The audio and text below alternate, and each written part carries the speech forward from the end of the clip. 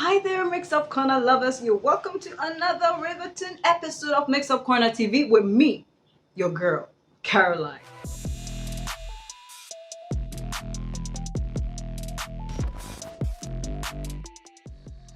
Alright, so before we go or zoom into today's discussion, I want you to kindly, please, I'm begging you to subscribe.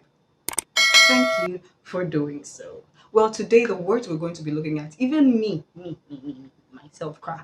These words, I often mix them up. So what are they? Distraction, DESTRUCTION, and distraction, DISTRACTION. You see, I told you. Well, so what does destruction mean with a U? It simply means a state of ruin, okay, or a state of something being destroyed. So if fire got somebody's house, there's been destruction, okay. But when we say distraction with the A, it simply means to shift your focus.